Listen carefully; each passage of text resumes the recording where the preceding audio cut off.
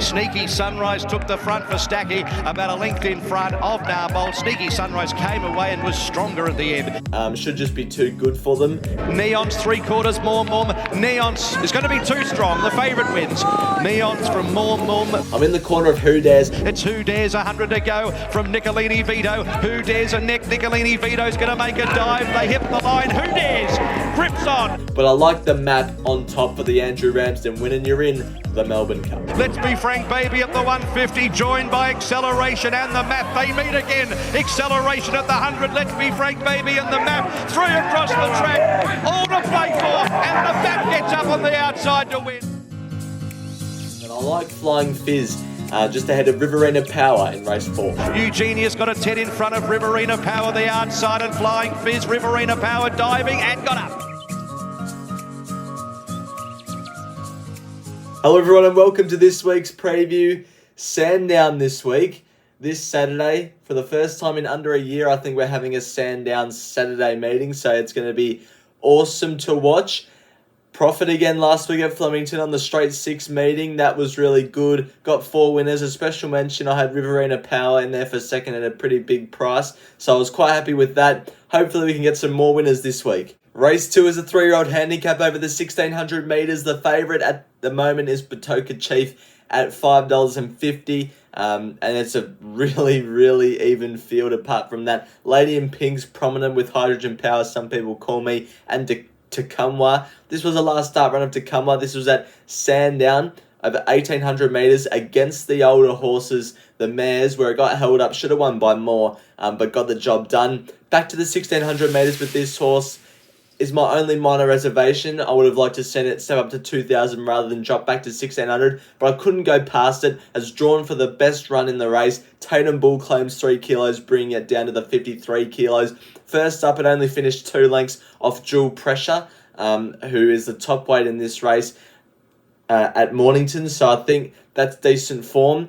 And yeah, I'm happy to have it on top, and I'm having 0.75 units to win on Tecumwa ahead of Lady in Pink, who will run well. We'll have to get back from the gate, which is my only little query with that horse, but it's good enough to win. Dual Pressure over the odds. Only reason it's that big of a price is because of the 60 kilos, but it draws for a good run, and it's a proven winner. And Hydrogen Power in there for 4th, third up, ready to peak. I thought Batoka Chief was under the odds slightly, rising up from maiden grade straight to Saturday grade, and is the favourite, so I'm going to take it on. But I like Tecumwa in race 2. Race 3 is a 3-year-old fillies benchmark 78 over the 1,400 metres. Miss Aria is the equal favourite with Anna's Dream at the moment, both at $4.50. Floozy's prominent in the market with Elphinstone and Flying Fizz there as well. I'm sticking with Flying Fizz, and this was its run last week at Flemington, where it had a good run throughout, peeled out, and just got run over the top late by Eugenius and Riverina Power. I like this horse as a horse. I think it's really good. I thought it might experience a bit of second up syndrome coming off that testing run first up, flying home from the back on a bogged Warrnambool track. So I think now third up, stays at the 1,400 metres, draws gate 8, so might have to get back to midfield to off midfield, but hopefully they set a decent speed throughout, and with the long Sandown hillside straight can storm home. On the week back up, I'm with Flying Fizz ahead of Fragile Love, who's a big price. Jayla Kennedy claims the 1.5 kilos, bringing it down to the 53. Draws gate 3 for a decent run. It's been running decent races, and it's way over the odds in my opinion. Anna's Dream in there for third. Probably should have beaten Title Fighter first up. Draws 6 for a good run. Won't be surprised if it won at all. And Elphinstone, very good this preparation. Hasn't missed the top 3 once out of 4 runs. Draws well for a good run too. But I like Flying Fizz in race 3. Race 4 is a benchmark 78 over the 1,000 metres for Pseudo. The first up winner at Mornington is the favourite at $4.50. Ahead of Port Albert, first up for Nick Ryan at $5. Then you got Mrs. Chrissy, Bifrost, Perilous Fighter, and the next couple of horses in the market. This was the first up winner for Pseudo at Mornington. It was very impressive this day. Got the dream run, but still won very impressively by 3 lengths. Now, I'm with this horse on Saturday, as you can guess, because it's the replay horse. 1 unit the win on it. My only 2 queries are the 61 kilos.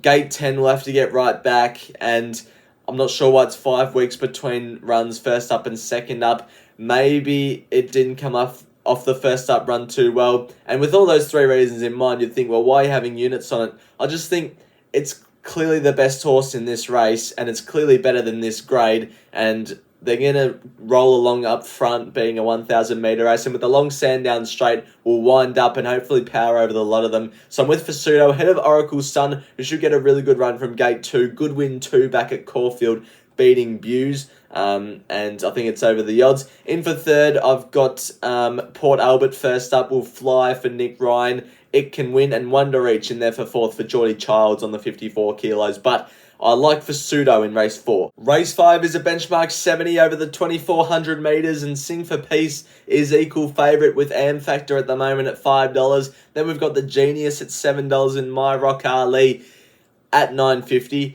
This was the run 2 starts ago at Mornington of Sing for Peace, where it stormed home from the back to finish 3 lengths off a very progressive See What I See. I was with this horse last start at Caulfield, and it was very, very disappointing, but I'm just petting that run. Was up in distance by 400 metres off such a tough run first up. Second up Syndrome at its finest there. So I think third up stays at the 2,400 metres, drops back down in class. Ryan Houston claims the 3 kilos, bringing it down to 58.5. Draws 1 for a soft run up on speed. I reckon it's ready to win tomorrow, and I'm having some units on. I'm pretty sure it was 0.75 units to win on Sing for Peace. Pretty confident. Ahead of My Rock Ali, who disappointed in the Warrnambool Cup, but was good 2 back behind Samuel Langhorne. Tatum Bull claims 3, will roll along up on speed. Commando Drift is a pretty good horse. Just draws out a tad wide for my liking, but it's still a decent chance. And Marshall Eagle will be running home well and is over the odds. But I like Sing for Peace tomorrow could be its day. Race 6 is a mare's benchmark 78 over the 1,600 metres. The favourite is Precious Charm for Simon Wilde at $4.80, ahead of Matriarch Rose and Aiming at $5. Then we've got Brazen Lady and Great Taste, the next 2 horses in the market. This was the last start win of Precious Charm at Warrnambool. Again, like Fasudo, got the dream run to suit, but won very impressively with the top weight in this race, and I think it's a really good horse. Simon Wilde brings this horse to Saturday grade. Simon Wilde has Cyrileo Miss, Wish Law Lass. Not saying Precious Charm is as good as those 2 horses, but it could very well be Simon Wilde's next mare on the rise. Very progressive young horse, Precious Charm, from gate 9 will roll forward with Geordie Childs, and I reckon is very hard to beat. I'm having 1 unit the win. Also 0.25 units the win on Pitch and None. This horse was just stuck in a sit and sprint last start behind Fancify. Didn't get the race shape to suit. Now up in distance, 52 kilos for Tatum Bull. Draws gate 2 for a smart run, and it's way better second up than first up. So Pitch and None's way over the odds in my opinion. 0.25 units to win on that horse as well. In for third, Great Taste is up in class, but I think can handle it well. Draws gate 16, Yendel rides, very good chance. And Brazen Lady will be running well from gate 8 from the back. But I'm in the corner of Precious Charm and Pitch and None in race number 6. Race 7 is a benchmark 100 over the 1,800 metres. Highlights is the favourite coming south from Sydney at $3.40, ahead of Let's Roll the Dice at $3.60. Then we've got $5.50 for Fengarada, $6.50 for Bear Story, $9 for Pudding. This was the last start run of Highlights at Kembla Grange. I'm with this horse on Saturday. Why is Bjorn Baker bringing this horse south?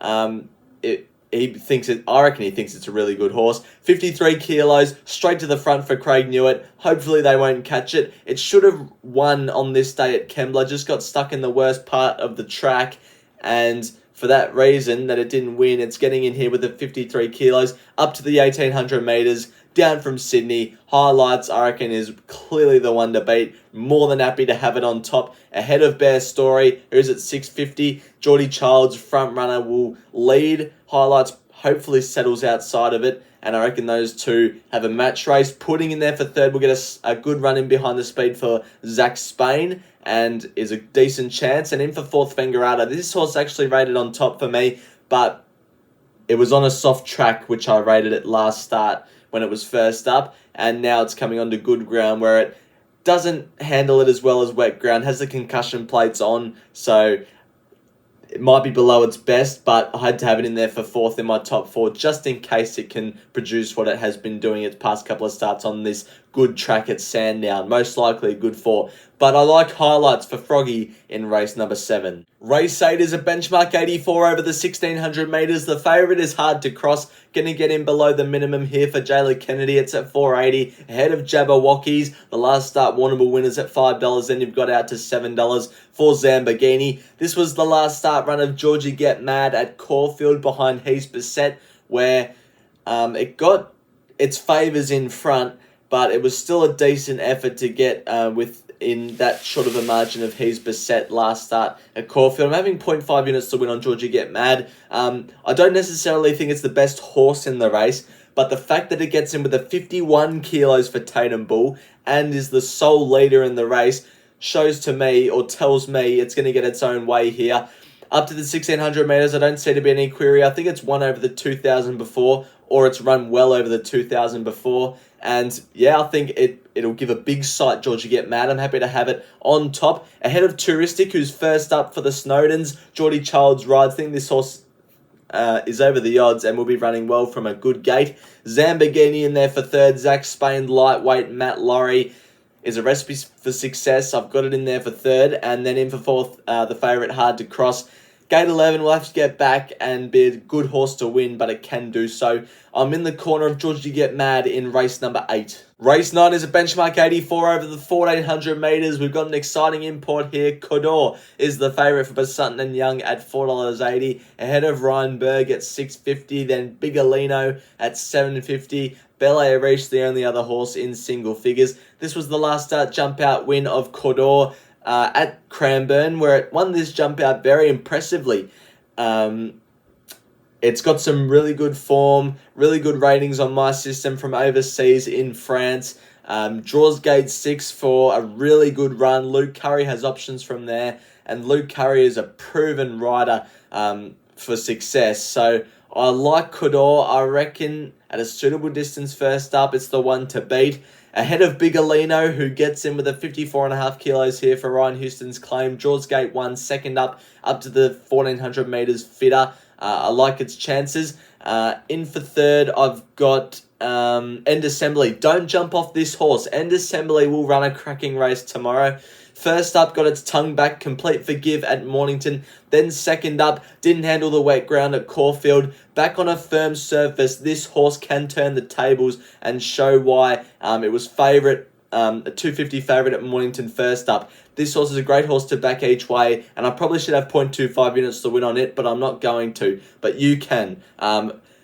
Remember I said End Assembly. And then in for fourth, I've got Starlight Scope for Carey and Walker. This horse will be running well. Getting back on a firmer surface should help this horse, and it's been running well recently. But I'm in the corner of Quaddie, the exciting import, race 9. Race 10 to finish the day is a benchmark 100 over the 1400 metres. Nicolini Vito is the favourite, just ahead of its stablemate in So Risque at $4.80. They've cleared out from King Magnus at $8, and then some more stablemates. Junipal for Kiramar at $9, Ascension for Kiramar at $9.50. Now, I'm with a bit of a roughie in the last to blast out, and it is Umgawa. This was its run off a bit of a let-up at Caulfield in a benchmark 84 over 1200, won by Red Hot Nick. Starlight Scope ran second. Now, in this race, the horses that were up on speed were favoured, and Umgawa was sort of around midfield. 1200 metres was short of its best distance, and it ran a decent race. Probably caught wanting a bit on the line because it was off a bit of a break. Now it's had that run, fitter, gate 15, right part of the track come that stage of the day, tomorrow at Sandown, and I think it's good enough to turn the tables. It was only 2 starts ago that it was running 4 lengths behind Brudenell and Mahaba. That's really good form. So, and it was only a length and a half off Indian Pacific and Nunthorpe before that. It's a really decent horse, and I think it's over the odds at $23. Happy to have it on top in the last at the price. Ahead of So Risque, who I would have had on top if it had have drawn a gate, but it's drawn gate 16, and I just think it'll have to get a little bit further back than what Matty Cartwright would like, but it's still a really good horse and a good chance. Junipal and Ascension I've got for third and fourth. The Kira Mar stablemates off good first up runs at Warrnambool should be running well again tomorrow. But I'm in the corner of Umgawa at a bit of a price in the last. It's now time for the Quaddie. Last week, same story as always. 3 out of the 4 legs. Milford knocked us out, who I was kicking up for at a massive price at Caulfield first up, ran pretty much last, comes out at Flemington and wins. I couldn't quite believe that, but knocked us out of the quaddie. We had links in the last two, which would have been good if we had got it. Anyway, moving on to this week, race 7, going with number 3, Bear Story, 4 Bel Toro, 6 Pudding, 7 Highlights, 8 Fangarata, leaving out number 2, Let's Roll the Dice. You all know what's going to happen now. Race 8, 5 Touristic, 9 Hard to Cross, 11 Jabberwockies, 13 Zambagini, and 14 Georgie Get Mad. Going skinnier in race 9 with just number 12 Bigolino, number 17 Codor, and number 18 End Assembly. And we're going to bring it home in the last with 4 Ascension, 6 Junipal, 8 Fashion Shoot, 16 Umgawa, and 17 So Risque, leaving out the favourite Nicolini Vito. So that's how I'm doing the quaddie this week. Thank you everyone for watching this week's preview. Sorry it's out a little bit late again, but we've got 7 horses we're having units on tomorrow. Only about a 4 to 5 unit spend, I'm pretty sure, so won't hurt the account too much. But hopefully we can make profit again off what's been more than a couple of successful weeks in the past. So looking forward to it. Thanks everyone for watching again. I'll see you next week for next week's preview. Until then, bye for now.